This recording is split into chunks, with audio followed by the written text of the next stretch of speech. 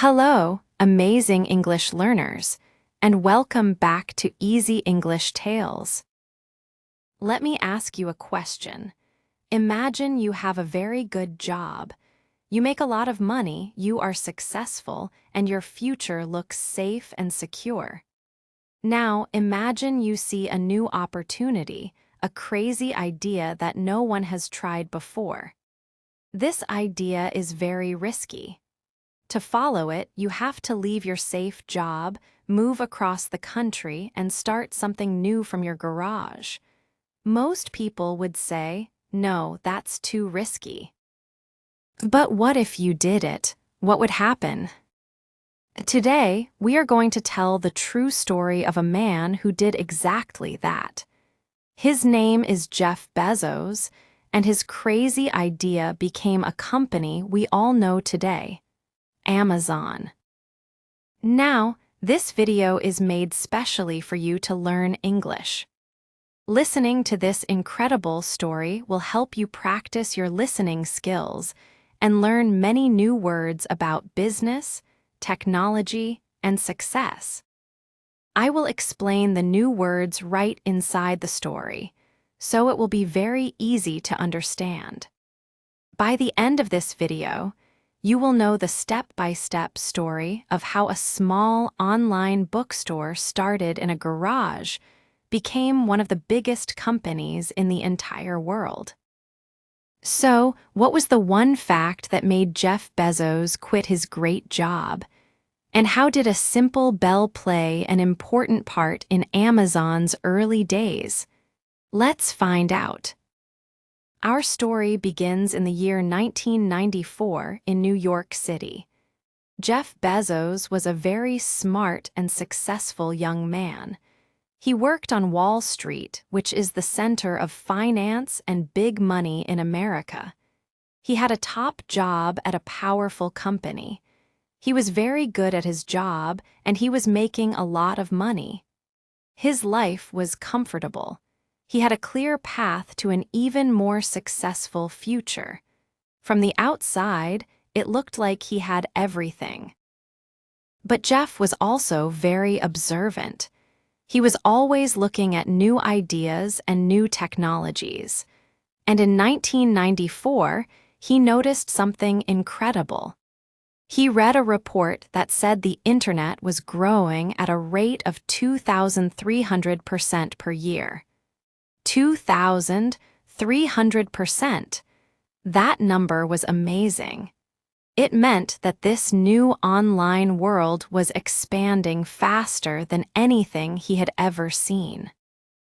Jeff had an idea. He thought, with the internet growing so fast, people could buy and sell things online. This idea is called e-commerce. E-commerce is just business that is done on the internet. Today, e-commerce is everywhere.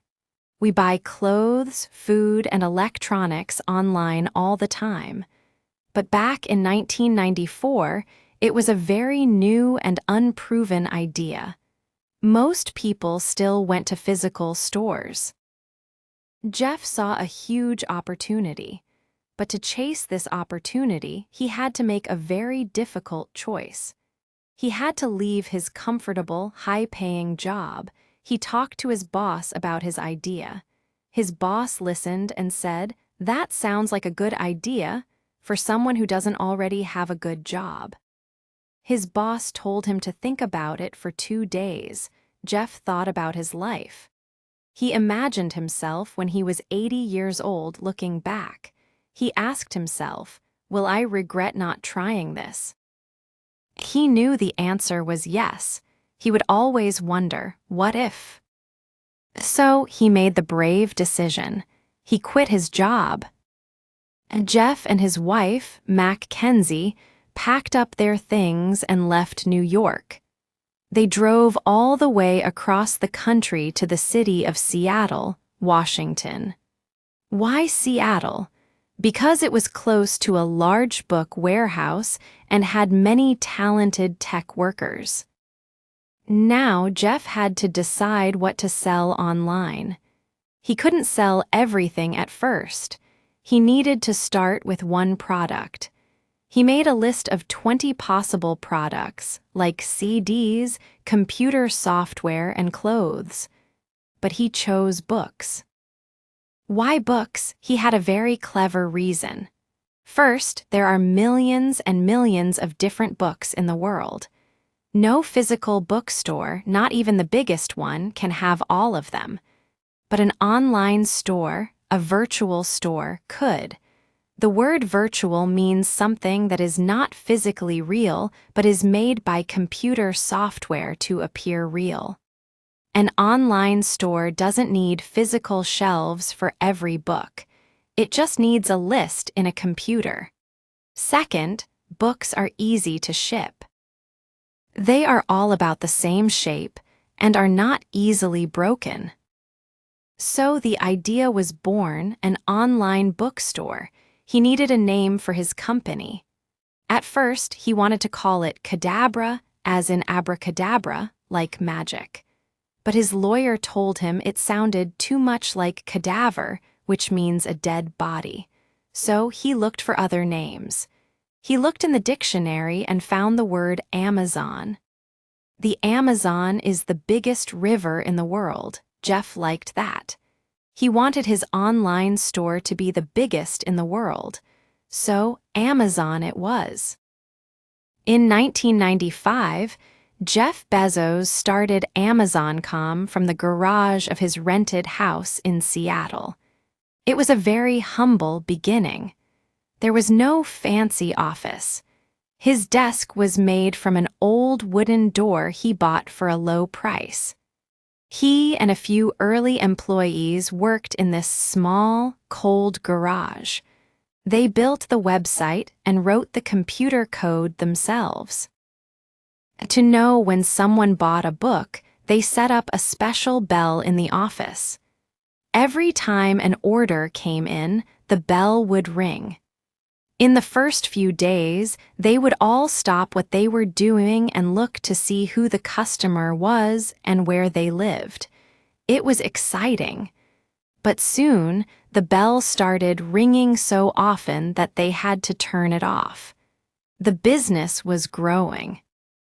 In the first month, Amazon sold books to people in all 50 states in the USA and in 45 different countries.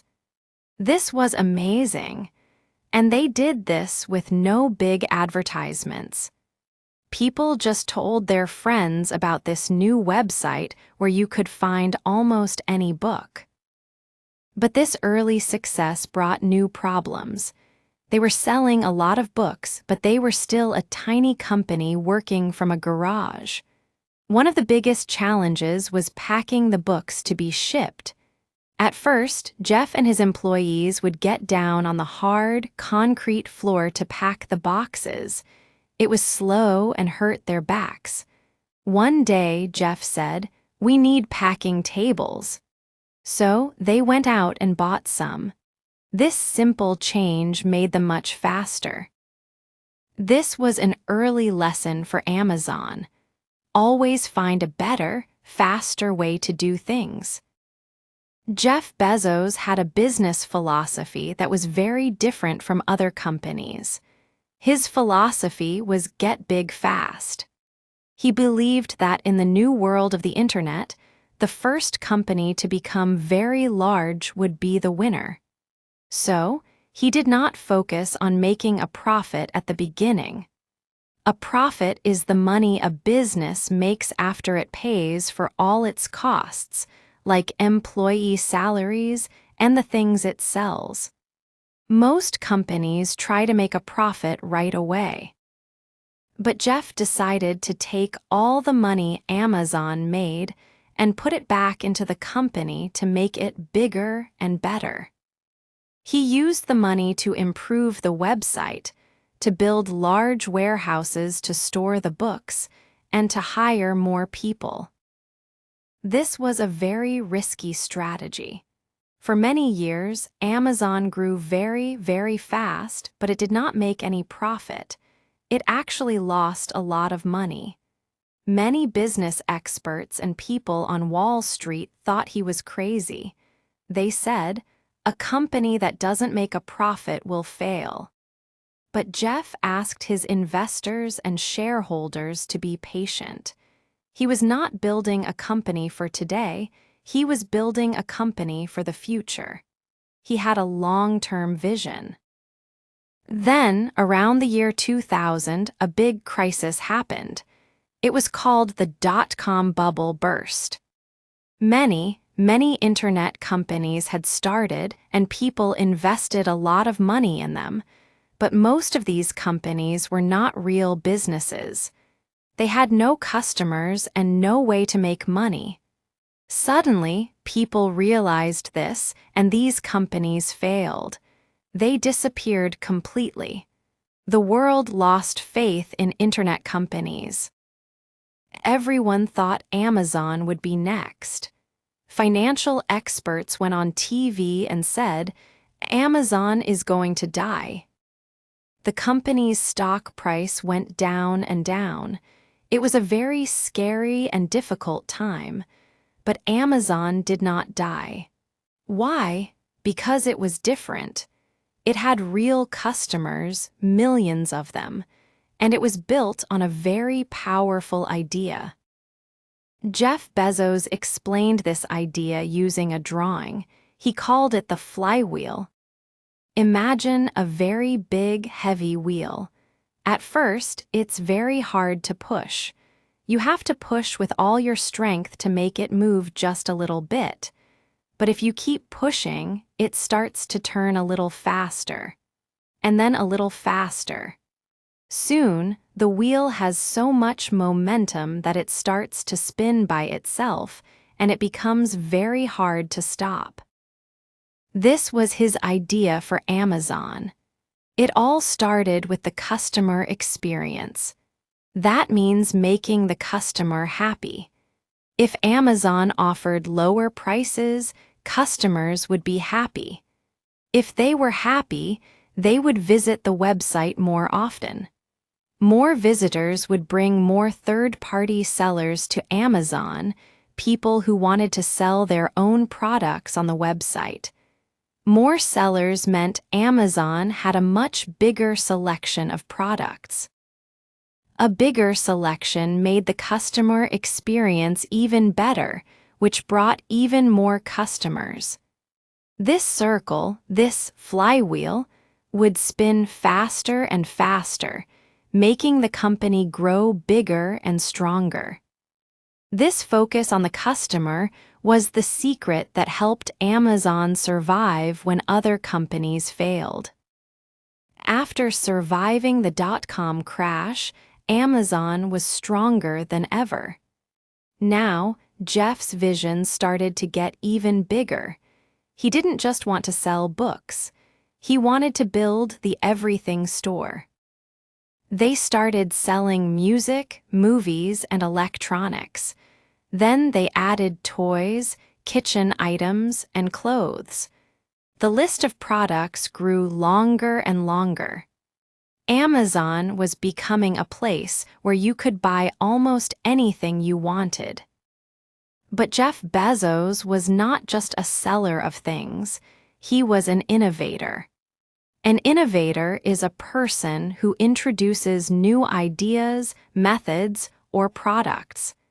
He was always thinking about the next big thing, and some of Amazon's biggest innovations were surprising. One was Amazon Web Services, or Oz. This was a radical idea. Because Amazon.com was such a huge website, the company had to build very powerful computer systems and data centers all over the world. Most of the time, they were not even using all of that computer power. So, Jeff and his team had an idea. What if they rented out their extra computer power to other companies and developers? In 2006, they launched Oz. Today, AWS is a huge part of Amazon. It powers thousands of other famous websites and apps, like Netflix and Instagram. It was a brilliant idea that came from solving their own internal problem. Another big innovation was the Kindle. Jeff loved books, but he also saw that the future was digital. He wanted to make it easier for people to read books anywhere, anytime. In 2007, Amazon released the Kindle e-reader. It was a small device that could hold hundreds, even thousands of books. You could buy a new book online and start reading it in less than a minute.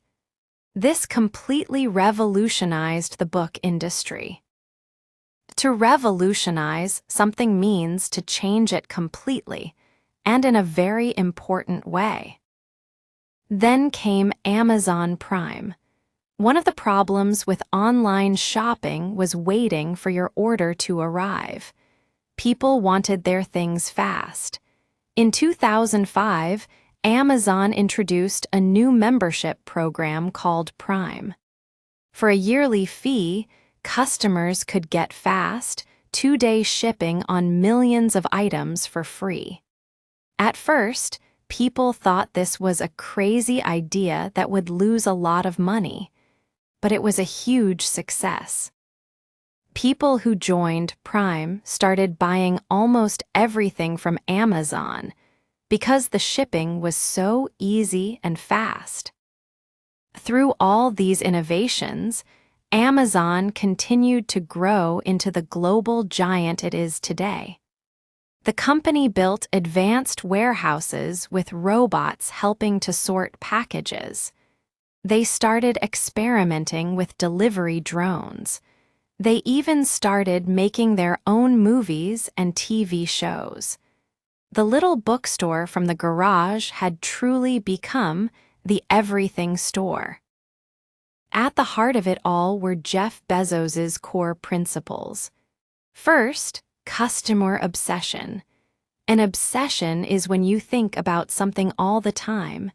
Jeff taught everyone at Amazon to be obsessed with the customer. He would often leave one empty chair in important meetings. He said that chair was for the customer, the most important person in the room. This reminded everyone to always think about what was best for the customer. Second, long-term thinking. He was always willing to be misunderstood for a long time if he believed in his vision for the future. In 2021, after 27 years of leading the company, Jeff Bezos stepped down as the CEO of Amazon. He wanted to focus on his other passions. One of his biggest passions is space. His private space company, Blue Origin, is working to make space travel more accessible. The boy who was inspired by science fiction and dreamed big is now literally reaching for the stars.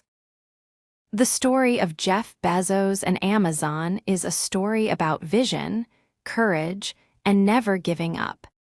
It shows how one person's observation of a single fact, that the internet was growing at 2,300%, could lead to a global revolution in how we live, shop, and read. It's a reminder that sometimes the biggest risks can lead to the biggest rewards, and that even the world's largest river has to start from a small, humble place. What an incredible journey! From a small garage in Seattle to a company that is part of our daily lives all around the world. What part of Amazon's story surprised you the most? Was it the bell for new orders, the flywheel idea, or the creation of Oz? Please share your thoughts with us in the comments below.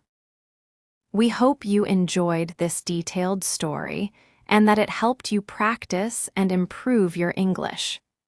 If it did, please show your support for our channel by giving this video a big thumbs up. It really helps us a lot. And for more fascinating stories to help you learn, Don't forget to subscribe to Easy English Tales and click the notification bell. Thank you so much for watching. Keep learning, keep dreaming big, and we will see you in the next video.